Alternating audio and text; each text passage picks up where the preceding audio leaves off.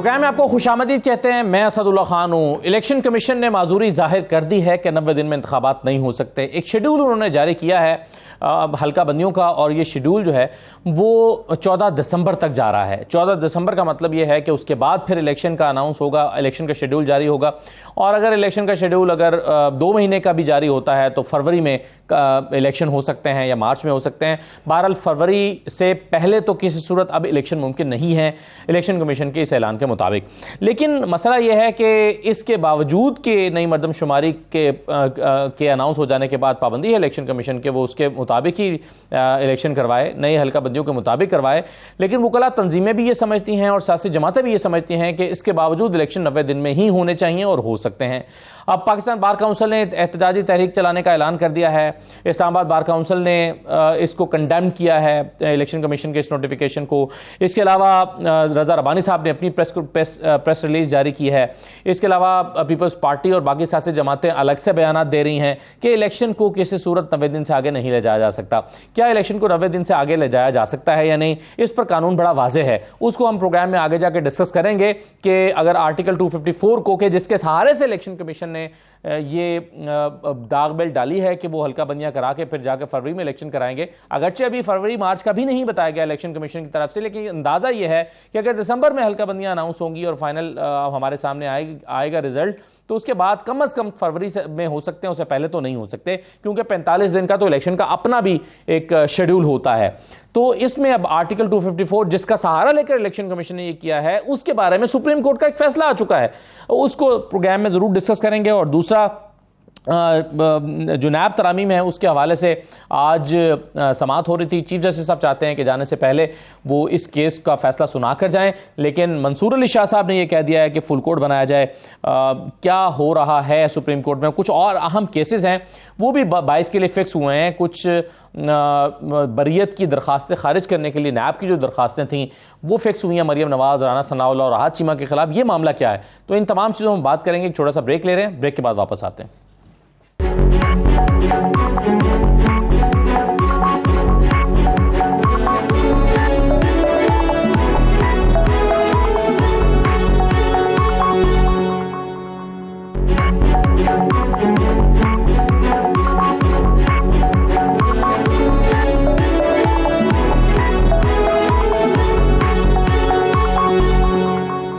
दोबारा आपको खुशामदीद कहते हैं। हमारे साथ फैसल करीम कुंडी साहब मौजूद हैं, पाकिस्तान पीपल्स पार्टी के सीनियर रहनुमा। बहुत शुक्रिया कुंडी साहब, आपको खुशामदीद कहते हैं। नईम हैदर पंजोता साहब हमारे साथ मौजूद हैं, पीटीआई के वकील हैं और चेयरमैन पीटीआई के वकील भी हैं। बहुत शुक्रिया, आपको भी खुशामदीद कहते हैं। और बैरिस्टर दानियाल चौधरी साहब हमारे साथ मौजूद हैं, मुस्लिम लीग नून के रहनुमा हैं। आपको भी बैरिस्टर साहब खुशामदीद। कुंडी साहब, सबसे पहले ये शेड्यूल मेरे हाथ में है, स्क्रीन पे हम दिखा भी दें तो ज़्यादा मुनासिब होगा, जिसमें 17 अगस्त से ये डीलिमिटेशन का आगाज़ हो रहा है और 14 दिसंबर को ये फाइनल पब्लिकेशन ऑफ डीलिमिटेशन होगी।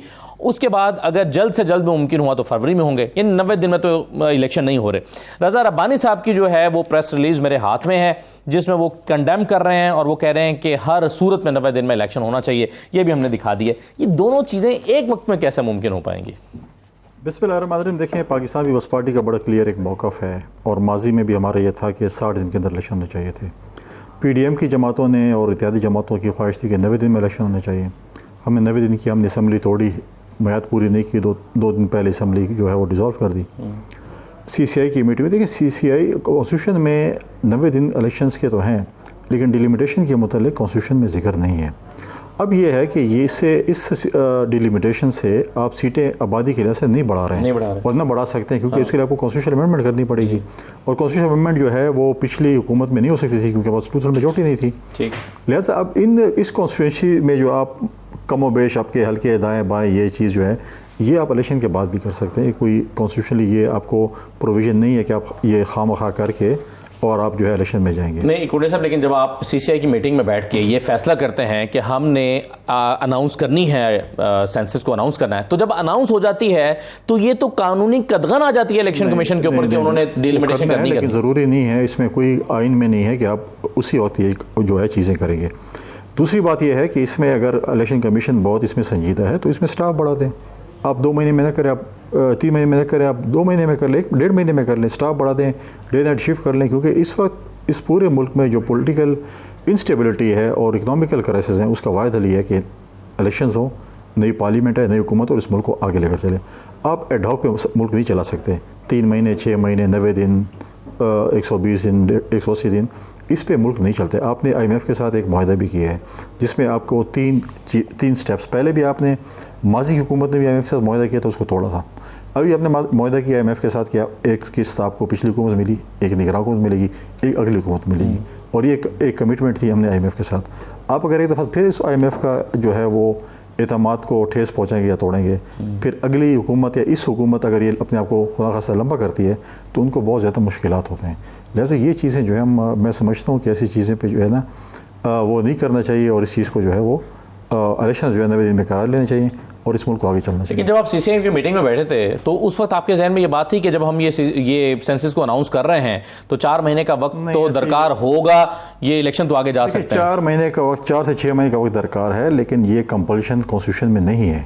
सर 51(5) ये कहता है ना कि जब सेंसस अनाउंस हो जाएं इलेक्शन एक्ट 2017 का, तो फिर इलेक्शन कमीशन बाउंड है कि वो उसके मुताबिक ही जाएगा, फिर उसको वो इग्नोर नहीं कर सकता। देखिए प्रॉब्लम ये नहीं है, प्रॉब्लम ये है कि फिर मेरी आबादी बढ़ी है कि आप मुझे हक देंगे सीट बढ़ाने की?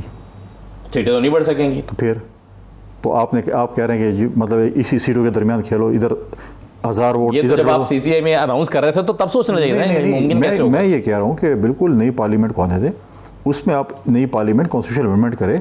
आबादी बढ़ गई है, पाकिस्तान की आबादी 24 करोड़ के लगभग हो गई है, पहले 21 करोड़ थी, अब 24 करोड़ हो गई है, 3 करोड़ आबादी बढ़ गई है। उसमें आपको सीटें भी चाहिए, अपनी सीटें बढ़ानी है, बिल्कुल बढ़ानी चाहिए, लेकिन अगली पार्लियामेंट को आने दें उनको, उस वक्त के अपोजिशन और हुकूमत को मिलकर सीटें भी बढ़ा देनी चाहिए। अच्छी बात है। कहते हैं कि पुरानी हल्का बंदियों के मुताबिक इलेक्शन हो, बिल्कुल पुरानी हल्के बंदियों के मुताबिक इलेक्शन हो, पुरानी डिमिटेशन के मुताबिक इलेक्शन हो, अगर आप मुल्क को क्राइसिस से निकालना चाहते हैं। अगर आप ऐसी क्राइसिस, तो सर अनाउंस करने की फिर जरूरत ही क्या थी? ये तो एक कंपल्शन है। देखें एक चीज़ें हैं जो आपने करनी, उसमें मुझे बताएं, एहसान इकबाल साहब कल मैं देख रहा था जियो में प्रोग्राम में थे और वो चाइना से कर रहे थे और उन्हें ये बात कर रहे थे कि जी मैं चाइना आया हुआ था, मेरी हुकूमत जानने वाली थी, मैंने चाइनीज़ का कोई मीटिंग थी तो उनको मैंने बताया कि मैं मिनिस्टर नहीं रहूँगा उसमें, फिर भी उन्होंने मुझे बुला लिया।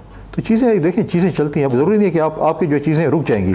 सही, मुल्क चलते रहते हैं, उनके जो है पॉलिसीज़ चलती रहती हैं, ये नहीं है कि पॉलिसीज़ रुक जाती हैं और चीज़ें ख़त्म हो जाएगी। एक कंपल्शन थी, आपने कर ली है, तो अगर आप इस चीज़ का बहाना बताते हैं, कॉन्स्टिट्यूशन में ये चीज़ नहीं है। सही है, तो फिर अब होगा क्या? अब एक चीज़ मैं बैरिस्टर दानियाल साहब और पंजोता साहब के सामने भी रखता हूं क्योंकि दोनों वकला हैं। मुझे पहले बैरिस्टर साहब ये बताइएगा कि इलेक्शन कमीशन ने जिस चीज़ का सहारा लिया है आइन से वो है 254, और 254 का सहारा लेके जरा स्क्रीन पर दिखा दें कि इलेक्शन कमीशन के ऑर्डर में ये है जो 17 अगस्त 2023 को आया है, जिसमें वो कह रहे हैं कि हम आर्टिकल 254 को बुनियाद बनाकर जो है वो ये इसमें जा रहे हैं, डिलिमिटेशन कर रहे हैं, जबकि सुप्रीम कोर्ट का एक ऑर्डर मौजूद है कि अगर आपने आर्टिकल 254 को इस्तेमाल करना है तो इसके लिए फिर आपको 184 के तहत सुप्रीम कोर्ट के पास जाना होगा, सुप्रीम कोर्ट से इजाजत लेना होगी। ये आर्टिकल 254 वही है जो कहता है कि अगर आप मुकर्ररा मुद्दत के बाद भी कोई कदम उठाते हैं तो वो आईनी ही तसव्वुर होगा, जिसकी बुनियाद पर कहा जाता है कि अगर 90 दिन में इलेक्शन नहीं होते तो उसके बाद भी हो जाते हैं तो ये आईनी ही तसव्वुर होंगे। लेकिन इस 254 को अगर आपने इस्तेमाल करना है या इसका सहारा लेना है तो सुप्रीम कोर्ट का ऑर्डर मौजूद है कि इसके लिए आपको जाना होगा पहले सुप्रीम कोर्ट के पास 184 में, और वहां से आप इजाजत लेकर आएंगे। अब इलेक्शन कमीशन ने इजाजत तो नहीं ली सुप्रीम कोर्ट से, लेकिन उन्होंने 254 का सहारा ले लिया है। अब बैरिस्टर दानियाल साहब, आप वकील हैं, इन मामलात को समझते हैं, ये अनकॉन्स्टिट्यूशनल नहीं हो गया इलेक्शन कमीशन का कदम? बिस्मिल्लाहिर्रहमानिर्रहीम। असद साहब, पहले तो एक चीज समझने की जरूरत है कि मुस्लिम लीग नून का नैरेटिव क्या है। हमारा नैरेटिव ये है कि इलेक्शन अपने टाइम से हो, इलेक्शन कमीशन अपनी चीजें अपने टाइम से खत्म करे, और इंशाअल्लाह हमें उम्मीद है और हमें बहुत यकीन है कि पाकिस्तान को जिस तरह हमने डिफॉल्ट होने से, पाकिस्तान को जिस तरह हमने मसले और मसाइलों से जहां ये हुकूमती पिछली हुकूमत छोड़ के गई थी, जो हाथ उठा के दुआ करती कि मुल्क डिफॉल्ट हो जाए, वहां से हमने बचाया, और इंशाअल्लाह इलेक्शन जब अपने टाइम से होंगे तो हम 2/3 अक्सरियत के साथ आएंगे, पंजाब में भी आएंगे और नेशनल में भी आएंगे, और इंशाअल्लाह पाकिस्तान में डिलीवर करेंगे। क्योंकि हम वी बिलीव कि कंटिन्यूटी ऑफ डेमोक्रेसी और डेमोक्रेटिक गवर्नमेंट जो है वो ही इंस्टेबिलिटी को खत्म कर सकती है, और वो ही अपने टफ और डिसीजंस लेके स्टेबिलिटी ला सकती है। यहां तक तो ये हमारी जमात का और हमारा नैरेटिव है। अब जहां तक आप बात करते हैं आर्टिकल 254 की और सुप्रीम कोर्ट का जो डिसीजन है, देखिए सुप्रीम कोर्ट का डिसीजन जो है वो आइन नहीं है, वो लॉ है थ्रू प्रेसिडेंस, और वो लॉ उन्होंने पास किया है। अब जो इसी तरह जो आईनी एक्ट है आर्टिकल का 254, वो इलेक्शन कमीशन को कुछ राइट्स देता है और वो तमाम पार्लियामेंट से ड्राइव करता है वो power. That will always be head of the decisions given by the supreme court, क्योंकि आइन की रूह में फैसले किए जाते हैं। लेकिन इसी सांस में इसके बावजूद हम चाहते हैं कि फ्री एंड फेयर इलेक्शंस हो। हम चाहते हैं कि तमाम पाकिस्तान की आवाम लोग डिलिमिटेशंस के मुताबिक अपने जितने वोटर्स हैं उसके मुताबिक उन लोगों को राइट्स दिया जाए, वोटिंग का प्रोसेस हो, डिलिमिटेशंस होनी चाहिए सर। हो। और अगर अभी इलेक्शन आपने कुंडी साहब कह रहे हैं कि डिलिमिटेशन की जरूरत ही नहीं है अभी। टाइम करे, देखिए यहाँ कुछ जमातें हैं जिनका अभाव है और हम उनको इग्नोर नहीं कर सकते थे, और अब जो ये बॉल है ये बेसिकली तो आपके इंटरिम सेटअप के कोर्ट में है। और मैंने जिस तरह आज उनकी स्टेटमेंट भी सुनी तो उनका भी यही इरादा है कि इलेक्शंस टाइम से हों।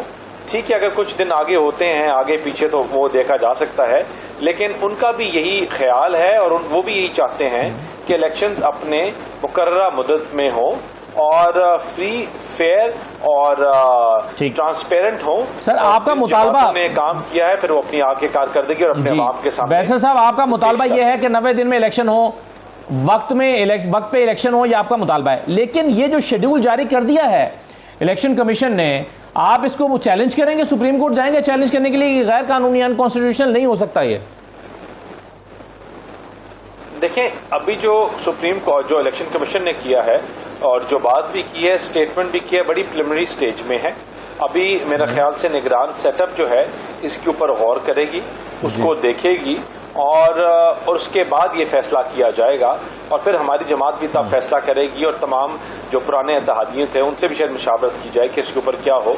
लेकिन फिर इसके बावजूद कि हम चाहते हैं कि इलेक्शन टाइम पे हो और हमें उम्मीद है इंशाल्लाह टाइम पे होंगे और पाकिस्तान मुस्लिम लीग नून इंशाल्लाह 2 तहरीक शरीयत से आएगी, क्योंकि देखिए पाकिस्तान को इस मसाइल से, इन मसलों से हम जिस तरह हमने पाकिस्तान को बचाया है, डिफॉल्ट से बचाया है, और जिस तरह पाकिस्तान को ये कर्जों में डूबा हुआ IMF के आगे ब्रीच ऑफ मल्टीपल हुकूमत नहीं निकाल सकती, भगोड़े हो गए थे, लैंड माइंस बिछा के गए थे, तो वो जो है एक डेमोक्रेटिक गवर्नमेंट ही कर सकती है और इंशाल्लाह हम आके उनके ऊपर डिलीवरेबल्स के ऊपर डिलीवर करेंगे। आप करेंगे आके 2/3 मेजोरिटी से आएंगे?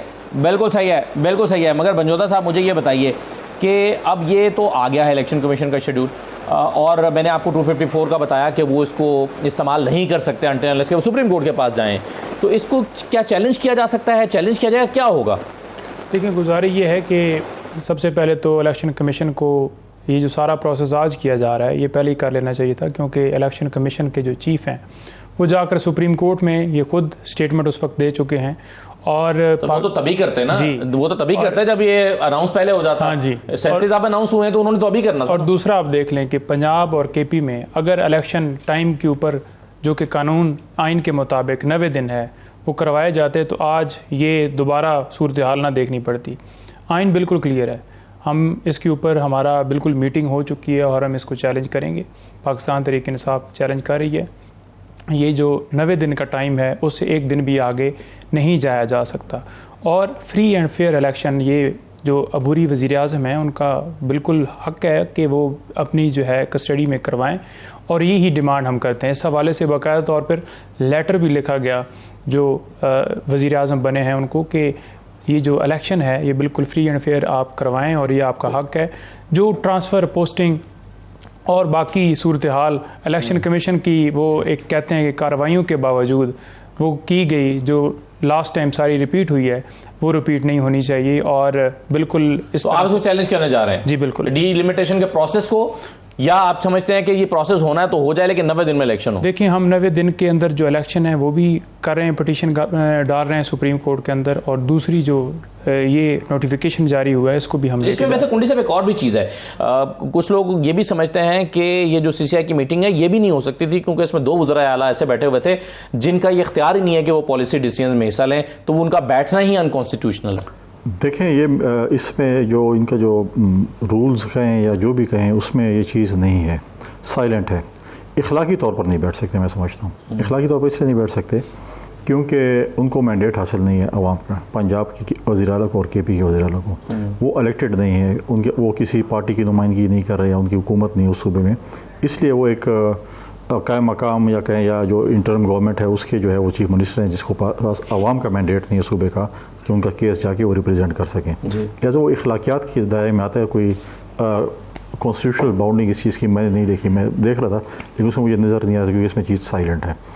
लेकिन जो चीज़ें जो है ना दानियाल साहब कह रहे हैं, दानियाल साहब को एक चीज़ को क्लियर होना चाहिए कि उस स्केड्यूल आ गई उसके मुताबिक आप कह रहे थोड़ा सा आगे पीछे नहीं हो सकता। देखें जब 90 दिन से पहले या 90 दिन के बाद है, जब ये चीज़ आपने दिसंबर तक का है ना, उसके बाद सुप्रीम कोर्ट में लोग जाएंगे। सपोज मेरी डिलिमिटेशन गलत होगी, मैं जाऊँगा, आप जाएंगे, दानियाल साहब जाएंगे, और सुप्रीम कोर्ट को तो ये हाल है कि जो इलेक्शन ट्रिब्यूनल के केसेस हैं, असम्बली ख़त्म हो चुकी है, अभी तक सुप्रीम कोर्ट में केस पड़े हुए हैं, फैसले नहीं हो सके। लिहाजा अगर हम ये गुंजाइश देते हैं तो फिर अपने हाथ से आप टाइम दे रहे होंगे कि आप जितना खेलना चाहें खेलें। लिहाजा हम समझते हैं कि कॉन्स्टिट्यूशन के दायरे के अंदर ये चीज़ होनी चाहिए। जो मेरे भाई ने बात की KP और पंजाब के इलेक्शन के हवाले से, देखें वो नहीं हो सकते थे। वो इसलिए नहीं हो सकते थे कि जब तक आप पूरे पाकिस्तान में इलेक्शन न करें, अगर आप पंजाब और KP में इलेक्शन कराते और इत्तेहादी जमातें जीत जाती, आप कहते हैं धांधली हुई है, और फॉर एग्जाम्पल कोई भी जीत जाता, आज पंजाब में और KP में इलेक्शन होता, वहाँ का चीफ मिनिस्टर अपना पूरा जोर लगाता अपनी पार्टी को जितवाने के लिए, क्योंकि माजी में आपने देखा PTI जब हुकूमत थी, कश्मीर का इलेक्शन, GB का इलेक्शन, वहाँ पर वज़ीर आज़म भी जा रहा था, मिनिस्टर भी जा रहे थे, बेदरेक फंड इस्तेमाल कर रहे थे, इलेक्शन कमीशन चीख पुकार कर रहा था, लेटर पे लेटर भेज रहा था और रद्दी की टोकरी में वो फेंक रहे थे, और क्या हुआ आखिर में? कुछ नहीं हुआ। आखिर में यह है कि फिनिशिंग लाइन किसने, कौन फिनिशिंग लाइन पे पहुंचे, वो पहुंच गए। लेकिन इसके बावजूद सुप्रीम कोर्ट का एक फैसला 14 मई के इलेक्शंस के हवाले से तारीख का एक हिस्सा बन गया है, और क्योंकि ये बातें जो आप कह रहे हैं चीफ जस्टिस ऑफ पाकिस्तान और बहस को आप देखें, सुप्रीम कोर्ट को चाहिए था ना अपने कंटेम्प्ट ऑफ कोर्ट में कर लेते।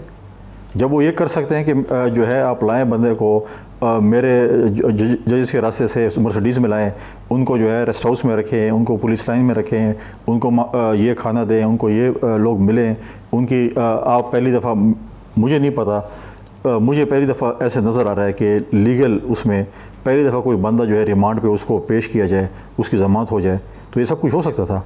तो फिर इस फैसले भी खामोश थी। ये परसों एक मुलाकात हुई है चीफ इलेक्शन कमिश्नर की चीफ जस्टिस ऑफ पाकिस्तान के साथ, शाम के वक्त तकरीबन 7 बजे से 9 बजे के दरमियान बताया जा रहा है कि एक मुलाकात चीफ जस्टिस के ऑफिस में हुई है।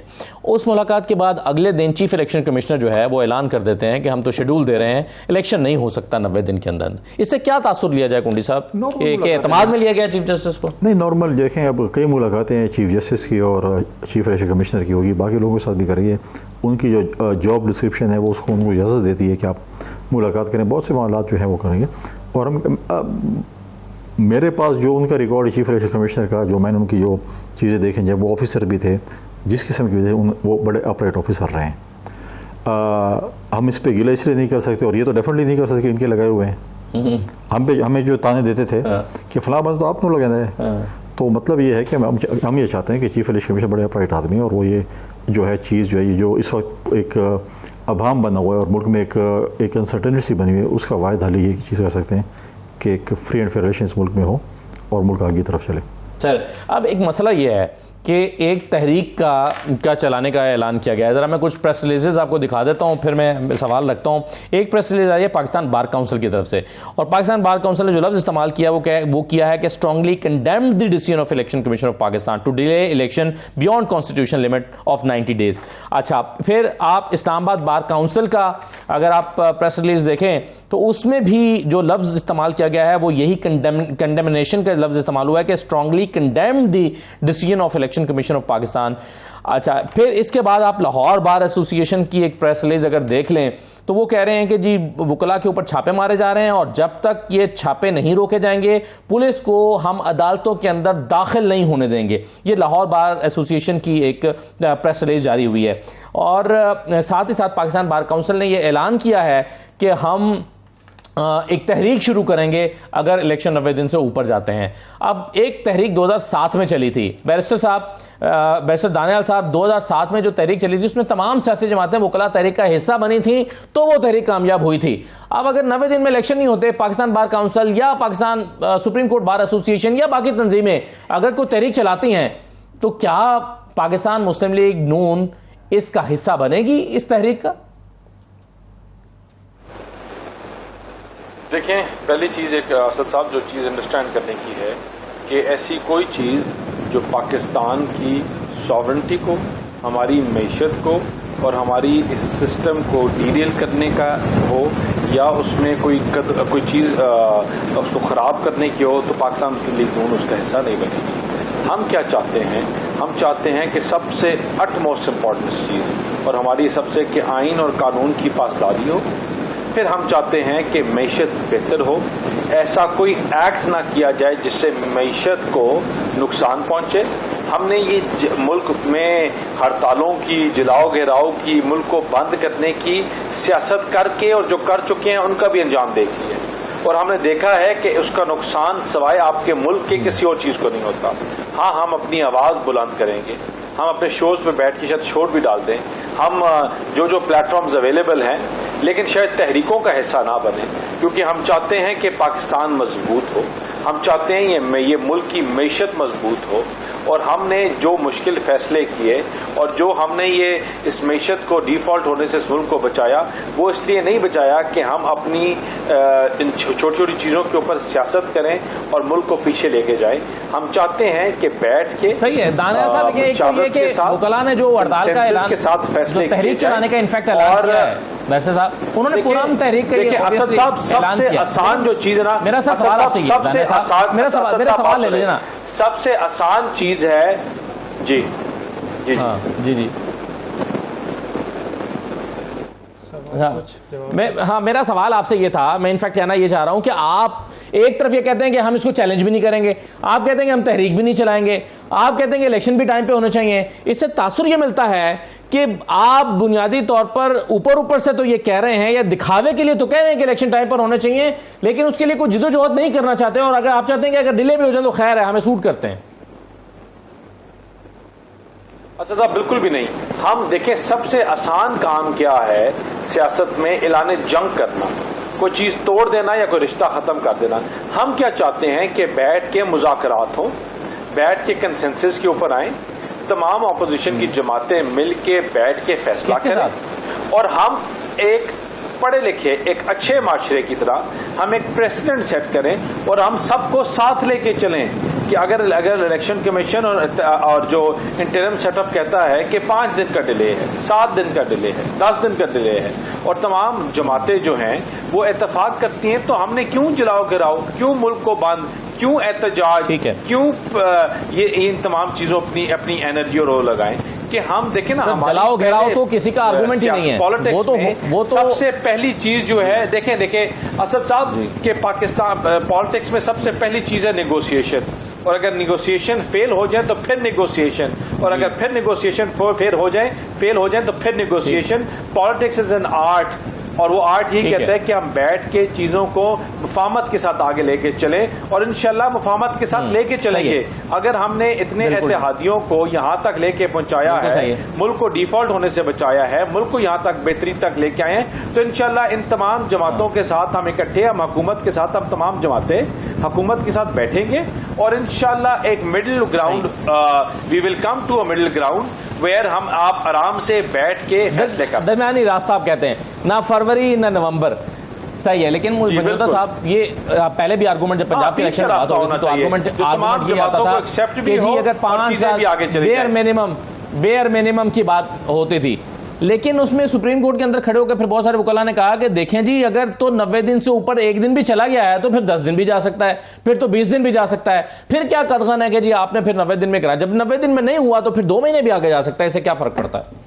देखें, मुल्क के अंदर स्टेबिलिटी के लिए और ये सारा आपने देखा कि लास्ट टाइम भी सारा प्रोसेस किया गया और जो ये बात कर रहे हैं मईशत के हवाले से, वो भी आपके सामने है कि 6 से 0 पे कैसे आई, कौन उसका ज़िम्मेदार है, क्या कितने फंड्स जो हैं पूरे पंजाब के अंदर और पूरे पाकिस्तान के अंदर लगते रहे, वो चीज़ें सारी छोड़ दें, वो सारी पॉलिटिकली आ जाती हैं। आपने इस वक्त देखना है कि आइन क्या कहता है। आइन ये कहता है कि 90 दिन के अंदर, मैं बड़ा ज़बरदस्त तरीके से, मैं कल भी इनका देख रहा था, तो जिस तरह कुंडी साहब ने कहा और बाकी पीपल्स पार्टी के स्पेशली रहनुमा और दीगर जमातें, वो चाहती हैं कि 90 दिन के अंदर इलेक्शन हो। जब सारा पाकिस्तान चाह रहा है कि 90 दिन के अंदर इलेक्शन हो, तो फिर इलेक्शन कमीशन क्यों मतलब एक गैर आइनी काम करके और 90 दिन से वो डिले कर रहा है। 90 दिन के अंदर इलेक्शन होने चाहिए। कोई उसकी दो टोक जो है वो बिल्कुल जवाब है कि उससे एक दिन भी आगे आप नहीं जा सकते। डिलिमिटेशन से क्या करेंगे? देखिए, डिलिमिटेशन वाला भी जो पहले मैंने बताया कि ये सारा प्रोसेस इसलिए किया गया है कि इसको लंबा लेके जाया जाए।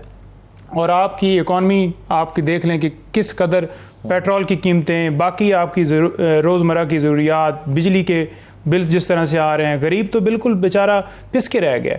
तो जो सूरत हाल इस वक्त बनी पड़ी है, जब तक ये स्टेबिलिटी नहीं होगी तब तक आप किधर जाएंगे। और बिला वजह एक सेंसस का बहाना बना के मरदमशुमारी जी आगे लेके जाने, हमें तो ये इतला मिली है कि ये 2 साल इलेक्शन नहीं करवाएंगे। जब मुल्क के अंदर आप आइन ही मुअत्तल कर दें तो फिर हर इदारा अपनी मर्जी से चले, नैब अपनी मर्जी से चले, FI अपनी मर्जी से चले, बाकी पुलिस अपनी मर्जी करे, फिर हर इदारे को बस छूट दे दें। सही है। असल में गोंडी साहब, एक तासुर ये है कि असल जो मसला है, बोन ऑफ कंटेंशन है, वो तहरीक इंसाफ है। और तहरीक इंसाफ का फैसला नहीं हो पा रहा कि इसको बैलेट पेपर पर रखना है नहीं रखना है। नून लीग के कुछ रहनुमा, सीनियर रहनुमा ऐलान ये मुतालबा कर रहे हैं कि जिसको बैलेट पेपर से निकाले। राना तनवीर साहब ने यह मुतालबा किया है। एक डिबेट अगरचे वहाँ पर भी है। तो एक तासुर यह है कि जब तक तहरीक इंसाफ को पॉलिटिकली किल नहीं कर दिया जाता, इलेक्शन में नहीं जाया जाएगा। ना ये पीपल्स, ना ये PMLN को, ख़ास तौर पर PMLN को सूट करता है, ना पंजाब में मेजर बड़ी सियासी जमातों को सूट करता है। तो आपकी इस पर राय क्या है कि तहरीक इंसाफ को क्रश करना ज़रूरी है इलेक्शन में उतरने से पहले, वरना इलेक्शन डिले हो जाए? देखिए, पाकिस्तान पीपल्स पार्टी का बड़ा क्लियर मौक़िफ़ है इसके ऊपर कि हम किसी भी पॉलिटिकल पार्टी के बैन के फेवर में नहीं है। माजी में मुशर्रफ दौर में पाकिस्तान पीपल्स पार्टी को भी बैन किया गया था। हमने पाकिस्तान पीपल्स पार्टी पार्लियामेंटेरियन बनाई। बख्श अमीन फ़हीम साहब को उसका हमने उस वक्त जो है वो प्रेसिडेंट बनाया और हम इलेक्शन में गए। हम नहीं चाहते कोई पॉलिटिकल पार्टी बैन हो, तमाम को इक्वल प्लेइंग फील्ड हो। हाँ, अगर पार्टी कोई लीडर है, अहदेदार है, वर्कर है, अगर वो किसी ऐसे प्रैक्टिसेस में इन्वॉल्व हैं जिनको अदालतें सज़ा देती हैं, जिनको अदालतें डिस्क्वालीफाई करती हैं, वो तो अदालतों ने करना है। उसका फ़ैसला आपने और मैंने नहीं करना। आपने और मैंने अगर फैसला करना है या आवाम ने फैसला करना है, उन्हें बैलेट के ज़रिए करना है। और उसको हक हो, हम तो कहते हैं उनका निशान होना चाहिए। हमने माजी में मुख्तलिफ इलेक्शंस डिक्टेटरों के ख़िलाफ़ भी लड़े। पाकिस्तान पीपल्स पार्टी इलेक्शन जीती भी है, पाकिस्तान पीपल्स पार्टी इलेक्शन हारी भी है, पाकिस्तान पीपल्स पार्टी को हरवाया भी गया है। हमने हर किस्म की जो है वो फिल्में देखी हैं। तो लिहाजा हम चाहते हैं कि हर किसी को इक्वल प्लेइंग फील्ड, अगर आवाम जिस पार्टी को भी वोट करती है, जैसे अब उनकी ख्वाहिश है तलाल साहब की, दानियाल साहब की, कि हम 2-3 अक्सरियत से पंजाब में आएंगे और सेंटर उसमें आएंगे, सेंटर में आएंगे। इनकी ख्वाहिश है, मेरी भी ख्वाहिश है कि मेरे पार्टी का चेयरमैन जो है वो वज़ीर आज़म बने। और ख्वाहिश के साथ इम्कान भी है आपके ख्याल में? हम देखिए, हम मेरिट की बुनियाद पे आएंगे।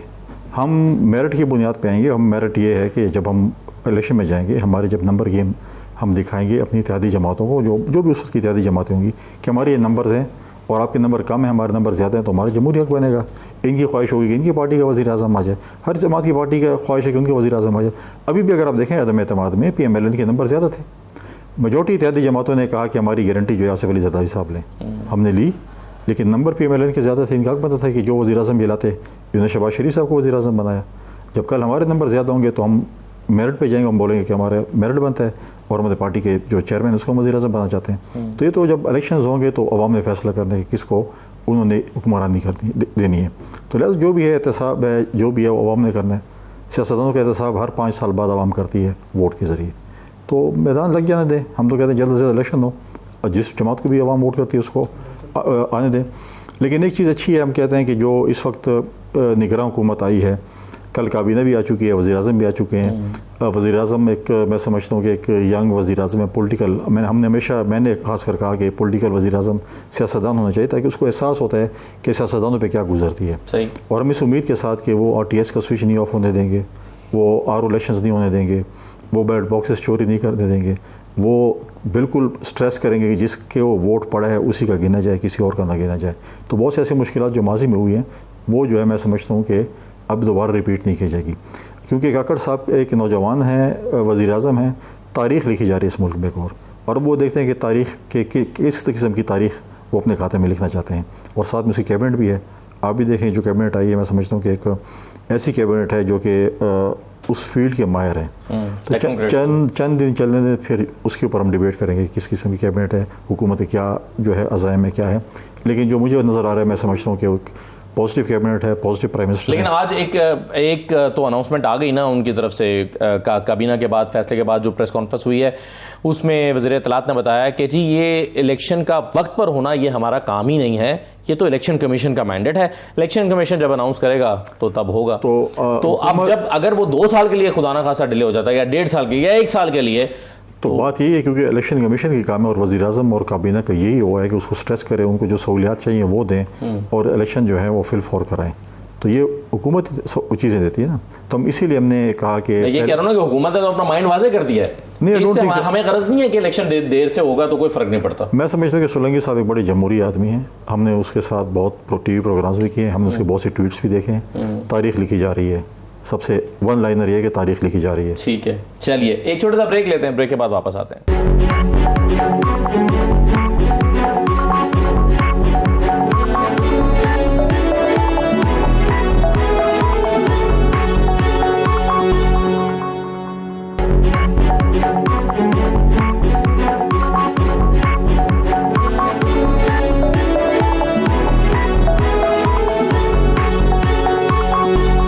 ब्रेक के बाद दोबारा खुश आमदीद कहते हैं। बैरिस्टर दानियाल साहब, ये मरियम नवाज और राहत चीमा साहब की और राना सनाउल्लाह साहब की जो नैब की दरखास्तें थी 2-2, 2.5 साल पुरानी, 3 साल पुरानी, मुख्तलिफ केसेस में वो पेंडिंग थी और अब वो मुकर्रर हो गई हैं समाअत के लिए। 22 तारीख को इस पर हेयरिंग होगी।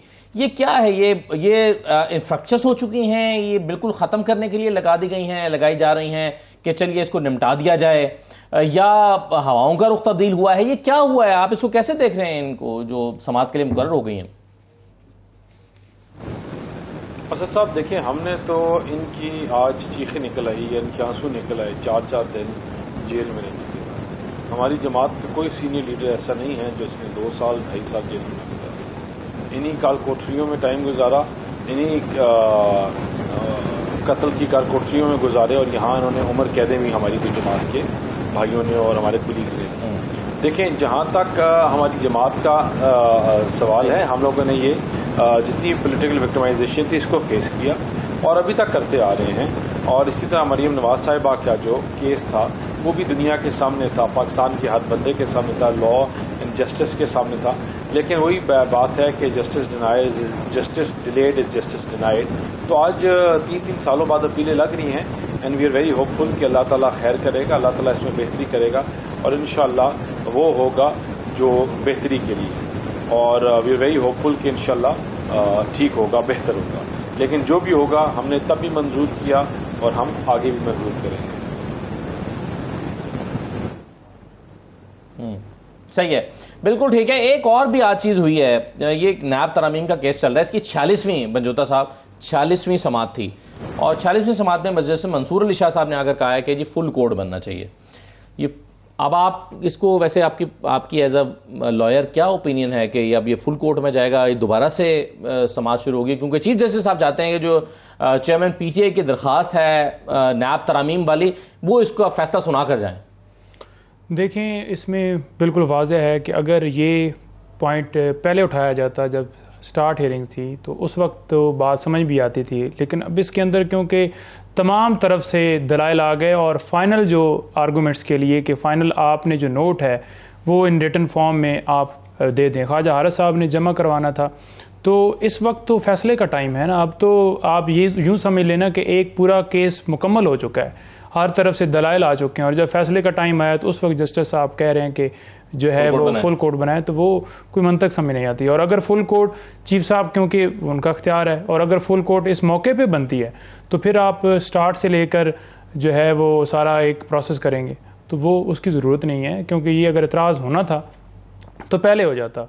और दूसरा जो भाई कह रहे हैं कि तकलीफात जो हैं वो PMLN ने या जो 2.5 साल आप लोगों ने उनको उठा के कैद में डाला, जिसका नतीजा नहीं निकला। देखें, पॉलिटिकली विक्टिमाइजेशन बिल्कुल नहीं होनी चाहिए। जो किसी की अगर कोई उसने गलती की है, किसी ने कोई जुर्म किया है, उसको उसके मुताबिक ट्रीट करना चाहिए। ये तो कभी भी ना मैं कहता हूँ ना कोई कहेगा। और दूसरी बात ये रह गई कि जो वो बात कर रहे हैं कि 4 दिन के अंदर घबरा गए। अब जितने लीडर पॉलिटिकली जो सारे पकड़े गए हैं उनका, अब जैसे शहरियार अफरीदी आप देख लें कि बार बार जिस तरह से एक ही ऑर्डर के अंदर जस्टिस साहब ने भी जो इस्लामाबाद हाई कोर्ट के MK को ऑर्डर बार बार रिपीट उन्होंने कहा कि आप क्या रिपीट कर रहे हैं एक ही चीज़ को, क्या कैसे बंदा एक जेल के अंदर इंस्टिगेट कर सकता है। और खान साहब वो कहते हैं कि मैं पूरी ज़िंदगी रहने के लिए तैयार हूं, वो बिल्कुल घबराए हुए नहीं हैं। लेकिन पॉलिटिकली भी अगर आपने करना है तो एक लिमिट है ना। वो तो नहीं है कि आप लोगों के घर गिरा दें। कभी आपने ज़िंदगी में देखा कि एक MPA लेवल पे, एक चेयरमैन लेवल पे, एक काउंसलर लेवल पे उनके भी घर गिराए जा रहे हों या उनको भी FIRs के अंदर डाला जा रहा हो और उनकी फैमिली को उठाया जा रहा हो, उनके बेडरूम्स तक पुलिस घुस जाए, केसेस भी नहीं है और अदालतें उनको रिलीज़ कर रही हैं। आपके सामने कितने वर्कर्स जो हैं वो रिलीज़ हुए हैं। आपके सामने है कि चेयरमैन PTI को जो है फ़रूख फरीद बलोच साहब ने फैसले के अंदर वाज़े तौर पर लिख दिया कि कोई शवाहिद नहीं मिले। एक बंदा जेल के अंदर है तो वो कैसे आप कह सकते हैं कि उसने प्लान किया, कैसे आप कह सकते हैं कि वो प्लानर था। कोई वीडियो, कोई शवाहिद, कोई मौके के ऊपर चीज़ नहीं हुई। तो जब एक ऑर्डर के अंदर एक जजेस कह रहे हैं, खुद फैसला दे रहे हैं, तो एक पार्टी का कोई भी मेंबर वो कहे कि जी चेयरमैन PTI जो हैं वो उनको बिल्कुल वॉश आउट करना चाहिए। वो उनका कल की जो अंदर जेल के अंदर उन्होंने बात की, उन्होंने कहा कि अगर निशान जो है वो कहते हैं जी कि ये इसको चेंज कर दें, ख़त्म कर दें, जो भी निशान होगा PTI जीतेगी। चलें, ये तो खैर अभी ये तो प्रोडिक्शन है, हर जमात ये दावा करती है। वो तो बैरिस्टर दानियाल साहब ने भी कहा कि 2/3 अक्सरियत से हम आ रहे हैं। ख्वाहिश कुंडी साहब की भी यही है। लेकिन कुंडी साहब, माजी में भी पॉलिटिकल विक्टिमाइजेशन होती रही है, इस मरतबा थोड़ा ज़्यादा नहीं हो गया? राना सनाउल्लाह साहब ने स्टेटमेंट दी थी कि या हम नहीं रहेंगे या आप नहीं रहेंगे, इसको साबित कर रहे हैं वो। देखें, पाकिस्तान की पॉलिटिक्स में बड़ा अनफॉर्चुनेट है ये। पिछले 5 साल जो पॉलिटिकल पोलराइजेशन रही है वो माजी में कभी भी नहीं रही है। PMLN और पाकिस्तान पीपल्स पार्टी की बड़ी पोलराइजेशन रही है। आखिर में लीडरशिप को एहसास हुआ और चार्टर ऑफ डेमोक्रेसी साइन हुआ। उसके बाद जो पोलराइजेशन पिछले 5 साल में हुई, उससे पहले अगर आप देखें जिस तरीके से यूथ को, पॉलिटिकल वर्कर को लगाया गया अपने पॉलिटिकल मुखालफिन के ऊपर, हर किसी के ऊपर, आप अगर एक प्रोग्राम के खिलाफ करते, जो ट्रोलिंग आपकी होती थी या किसी और की होती थी, गालम गलोच की सियासत, न बड़े छोटे की तमीज़, न कुछ, मतलब ये चीज़ें जब हो रही थी और हमारे साथ होते थे, हमारे जो दोस्त PTI में, हम कहते ये न करें, ये चीज़ें नहीं होनी। इन्होंने शहरियार अफरीदी की बात की। देखें, शहरियार अफरीदी हमें भी प्रोग्राम मिलता और वो क्या था, देखें मैं अल्लाह ताला के नाम के नीचे खड़ा हूँ, कौमी असम्बली, मैंने सारी वीडियो देखी और इसमें राना सनाउल्लाह साहब मुलविस हैं। अब वो कहते हैं कि नहीं, मुझे तो पता ही नहीं है। भाई आप इतनी बड़ी बात कर रहे हैं इस चीज़ में। मैं बिल्कुल इस चीज़ का, मैं बिल्कुल, हमने हमेशा इस पर इसकी हमेशा जो है मुखावत की है। जिस तरीके से तोड़ फोड़ हो रही है, जिस तरीके से लोग घर गिराए जा रहे हैं, बिल्कुल हम इसकी तोड़ फोड़ कर दें। लेकिन आप ज़रा माजी में तो झांकिए, आप लोगों ने लोगों के साथ क्या किया, आपने पॉलिटिकल लोगों के साथ क्या किया। आप वही लोग हैं जो पॉलिटिकल बरादरी के साथ बैठना पसंद नहीं करते थे। हमने भी बड़ी पोलराइजेशन देखी थी माजी में। लेकिन ये तरीका पॉलिटिक्स, आप मुझे बताएं कि आज आपके साथ कौन खड़ा है? कोई सियासी जमात एक कह दें कि आपके साथ खड़ी है, सारी जमातें एक तरफ थी। तो इसलिए ये नहीं थी। हल क्या है इसका? अब देखिए, पॉलिटिकल पोजीशन क्या था, आपने असद जरदारी साहब को बंद किया, आपने लोगों को बंद किया और आपने कहा अपने आप को बेगुनाह साबित करो। आपने आप ये वकील साहब हैं, ठीक है, हमें भी थोड़ा बहुत उसका पता है। क्या ईद की रात फरियाल तालपुर साहब को अस्पताल से जेल भेज के किसी भी, आज तो मैं कह रहा हूँ ना कि गलत हो रहा है, ये जो हो रहा है, घर गिरा है, क्या किसी PTI के किसी भी एक वर्कर ने, ओहदेदार ने, किसी ने कहा कि वो गलत हुआ है? जरूरत नहीं थी कहते कि गलत हुआ है। मतलब उनके साथ जो उनकी धुलाई होती थी अपनी पार्टी मीटिंग में, हमें पता है क्या क्या कुछ होता था। लेकिन आज वो भुगत रहे, आज वो किधर चोरी के मजनू आप लोगों के। और शहरियार आफरीदी के स्टेटमेंट से कि जी मैंने नहीं देखी थी, बाद में बदल जाने से आपको अंदाजा नहीं हुआ कि फिर वो शहरियार आफरीदी नहीं कर रहे थे, कोई और कर रहा था? जो भी है, फिर आप अल्लाह ताला के नाम के नीचे खड़े हो कि इतना कल में जान अल्लाह को देनी है, फलाना ये करने, देखें फिर आप न करते ऐसी चीज़ें, इतने इंतहा तक न जाते। हमने भी हुकूमतें गुजारी, हमने भी वजारतें गुजारी, हमने भी हुकूमतें गुजारी, लेकिन हम किसी मोहब्बत में इतने आगे तो नहीं गए कि आप कहें जी बस मैं सबको अपने ऊपर लेता हूँ, मैं देखिए वीडियो ये की है, किधर देखिए, किधर है वो वीडियो? फिर आप बात कहते कि नहीं है। आज बताएं कि जो लोग आपसे वो काम कर रहे थे, आपके जो दाएं बाएं उस PTI के चेयरमैन के थे, वो आज किधर है? आज वो नजर आते हैं जो उनको मशवरे देते कि ये कर लो वो कर लो। चेयरमैन PTI ने ये खुद स्टेटमेंट दी, उन्होंने कहा कि जी नैब के जो मुकदमात हैं, तो नैब तो मेरे नीचे ही नहीं थी, तो नैब के मुकदमात मैं नहीं जानता, कोई और जाने। फिर वो किस तरीके से स्वीपिंग स्टेटमेंट दे कि सारे चोर हैं, सारे डाकू हैं, सारे फलां हैं, सारे फलां हैं, तो अब 20 स्टेटमेंट तो हम भी दे सकते थे। लेकिन आज अगर नैप उनके अंडर नहीं तो आज नैप इसका हल क्या है जो इस वक्त आप पोलराइजेशन, इस वक्त बेचैनी है ना कुंडी साहब, पाकिस्तान की फिजा में, सियासी फिजा में बेचैनी है ना इस वक्त, मुल्क में घरों पे छापे। इस मुल्क का फ्यूचर ये है कि इस मुल्क में तमाम सियासी जमातों को, स्टेक होल्डर्स को बैठना पड़ेगा और इस मुल्क में एक चार्टर ऑफ प्रॉस्पेरिटी पे साइन करना पड़ेगा। चार्टर ऑफ प्रॉस्पेरिटी इस मुल्क में आना पड़ेगा, वरना ये जो पॉलिटिकल पोलराइजेशन है ये जितनी आगे जाएगी उतना ही मुल्क तबाह होगा। जो ऑपोजिशन में होता है वो तो कहता है कि मैं बैठना पड़ेगा, लेकिन जब जो हुकूमत में आता है वो इसको इनिशिएट नहीं करता, वो नहीं बैठना चाहता। जब तहरीक इंसाफ हुकूमत में थी उस वक्त वो अपोजिशन के साथ नहीं बैठना चाहती थी, फिर जब वो दब गए और उन्होंने एक मुज़ाकराती टीम बना दी तो हुकूमत ने इनकार कर दिया। उन्होंने कहा हम आप क्यों आपके साथ देखिए, वो एक गैर संजीदा मुज़ाकराती टीम थी, आपस में बैठे, वो मुज़ाकराती टीम नहीं थी, वो एक गैर संजीदा मुज़ाकरा। हम तो फिर भी डायलॉग्स में बिलीव कर रहे थे, हमने हमेशा डायलॉग्स की पॉलिटिक्स की, हमने हमेशा अपनी सियासी मुखालफी। आप सारा कुछ छोड़ दें, इस पूरे 5 साल में आप प्रेसिडेंट ज़रदारी साहब की सिर्फ बड़ी महदूद तकरीरें उन्होंने की हैं पार्लियामेंट में, उनकी तकरीर के निचोड़ आप निकाले उन्होंने क्या कहा था। ये चीज़ हम पे गुजरी हुई हैं, आज ये लोग जिस चीज़ से गुजर रहे हैं हमने कई चीज़ें हमने गुजारी हुई हैं, लेकिन जब इख्तियार में बंदा होता है वो कहता है बस ये सारी दुनिया मेरी है, मैं तो अपोजिशन में जाना ही नहीं है, बस सब कुछ जिस पॉलिटिकल डायलॉग की आप बात कर रहे हैं, क्या इस वक्त ये मुमकिन है, क्योंकि आपकी जो इत्तेहादी सियासी जमात है PMLN, क्या आप उसको ये कन्विंस कर पाएंगे पंजाब में इलेक्शन लड़ने के लिए, जी ठीक है आप थोड़ा सा हाथ हल्का रखें, तहरीक इंसाफ को मार्जिन दें, उसे आने दें, अपने मुकाबले में इलेक्शन लड़ने दें, क्या आप उनको ये कन्विंस कर पाएंगे? क्या वो कन्विंस होंगे इस बात से कि हाँ तहरीक इंसाफ को एक फ्री ग्राउंड देकर हम इलेक्शन जीत जाएंगे?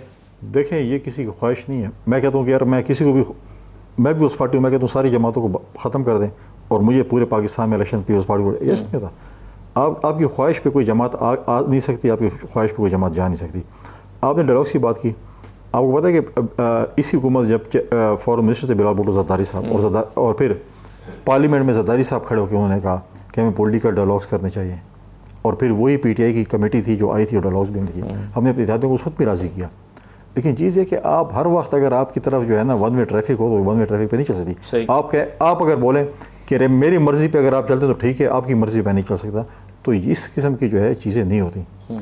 लेकिन ये एक सीखेगी। मैंने जब ये हुकूमत में थे मैं कहता था जब इनको लितर लगेंगे फिर ये ठीक होंगे, हमें लग चुके थे ना, लेकिन जब इनको लगेंगे फिर ये जाके मैच्योर होंगे। सही है, बिल्कुल ठीक है। अब बैरिस्टर दानियाल साहब, मामला ये है कि राना सनाउल्लाह साहब का बयान रिकॉर्ड पर है, वो कह चुके हैं कि भाई अब हालात इस नहज पर आ गए हैं कि या हम नहीं रहेंगे या आप नहीं रहेंगे सियासी तौर पर। और पिछले दिनों जो PTI की सेनेटर डॉक्टर जरका हैं, उनके जब क्लिनिक्स बंद किए गए, उन्होंने उस वक्त पार्लियामेंट में खड़े होकर राना सनाउल्लाह साहब से शिकायत की, तो राना साहब ने कहा कि मैंने तो पहले ही कह दिया था या अब आप नहीं होंगे या हम नहीं होंगे। इस माइंडसेट के साथ पाकिस्तान की ये जो पोलराइजेशन की बात हो रही है या पॉलिटिकल टेम्परेचर है, इसको मैनेज किया जा सकता है? क्या आप दिल बड़ा करके मुखालिफ सियासी जमातों को सियासत करने की इजाजत देंगे?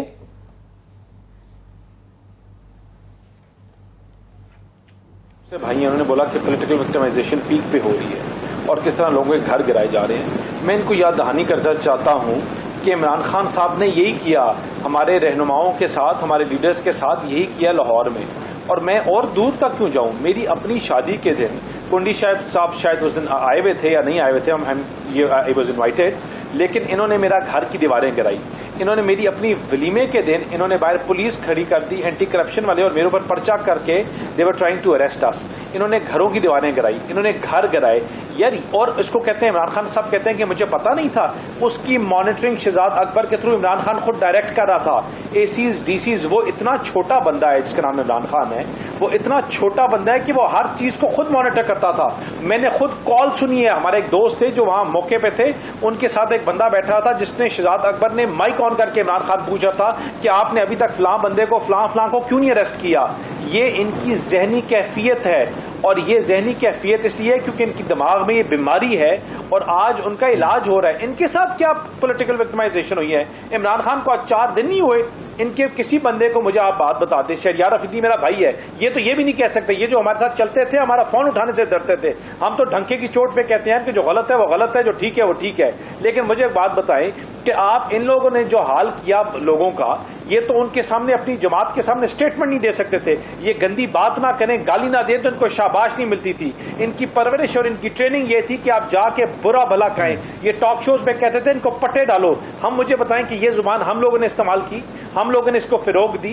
ये जाके लोगों के घरों में माओ बहनों के ऊपर जो उन्होंने पर्चे कटवाए वो पिछले 1.5 साल में हमने किया। हम तो फिर चार्टर ऑफ इकोनॉमी की बात करते थे, हम फिर मिल बैठ के मुल्क को आगे चलाने की बात करते आपने थे। तो वैसे इन्होंने जो बीज बोया है ये बहुत आगे आप तक बदला, जाएगा। मतलब अगर ये नहीं हो सकता कि हमने सह लिया और ये जो आप कह रहे हैं वो सब हुआ, लेकिन पिछले 1.5 साल में आप कह रहे हैं कि पिछले 1.5 साल में आपने नहीं किया, बल्कि शहबाज शरीफ साहब ने स्टेटमेंट दिया था अभी कि जी हमने क्या हुआ मुझे बताएं ना यार, कि मुझे बताएं कि को जेल नहीं भेजा। मुझे असद साहब मुझे बताएं कि इनका 1.5 साल लोग अपने 6-6 महीने से घरों में नहीं अंदर रहा, कोई 8 महीने भी किसी ने जेल काटी, किसी ने किसी के ऊपर कोई और मसला हुआ, किसी के घरों पे शादी वाले दिनों पे हमले हुए, ये तो अभी तक गौसार मार्केट में दंदनाते फिरते रहे हैं। ये तो 9 मई का वाकया ना होता, बताएं जी आज आप क्यों शिकायत कर रहे हैं? जलाओ गिराओ ना करते, अफवाज पाकिस्तान को गालियां ना देते, अपने मुल्क के टैंकर्स को ना जलाते, जहाजों को आग ना लगाते, उनके ऊपर टेंट कोर के ऊपर और हमला ना करते, तो ये तो आज भी चले मैं वक्त हमें मुख्तसरन वाला था। हमने एक जुमला करते हैं, लेकिन आज अगर पाकिस्तान को यहां तक कोई लेके आया है तो यही लोग हैं और यही जिम्मेदार हैं, और ये ठीक तब ही होगा जब इनके अंदर से कीड़ा और ये बीमारी खत्म होगी। ठीक है, ठीक है। मंजूदा साहब आज क्या शिकायत कर रहे हैं आप? देखिए, गुजारिश ये है कि 9 मई की ये बात कर रहे हैं तो उसके ऊपर बिल्कुल वाज़ेह तौर पर मौक़िफ़ है कि इंडिपेंडेंट इंक्वायरी हो, पता चले कि कौन लोग थे जो अंदर गए, क्या तोड़ फोड़ हुई नहीं हुई, जलाओ गिराओ एक जगह के ऊपर साबित कर दें कि खान साहब ने कहा हो कि आप इस बिल्डिंग को आग लगा दें, इस बिल्डिंग के ऊपर हमला कर दें। बुखारी साहब का बयान है, कोई है सबूत? बयान को छोड़ें, अब बयान बैठ के अगर आप ये कहें कि 9 मई में ये मुलव्वस हैं तो इनको ऊपर बिल्कुल इलेक्शन के अंदर खान साहब को आने नहीं देना। कोई भी पॉलिटिकल लीडर अगर ऐसी बात करता है किसी जमात का, तो क्या वो अदालत स्टेटमेंट दे रहे हैं? क्या वो अदालत है? जो भी पॉलिटिकल लीडर कह रहा है क्या वो अदालत है? कोर कमांडर की पैंट घुमा रहा था, वो क्या था? वो सजा देगा। तो आप कह रहे हैं सबूत है, तो सबूत जाहिर है किसी ने रिकॉर्डिंग तो नहीं बनाई होगी ना जाके। नहीं, खान साहब के हवाले से खान साहब ने कहा जब मैं गिरफ्तार हूंगा तो ऐसे वाकयात होंगे। सुप्रीम कोर्ट में जो बात है, फिर हाई कोर्ट में ये बात की, उन्होंने कहा कि मैं जो एक कमेटी बना के जा रहा हूँ, मैंने तमाम इंस्ट्रक्शंस दे दी और कमेटी जो आपको कहेगी आप उस पर अमल दरामद करना।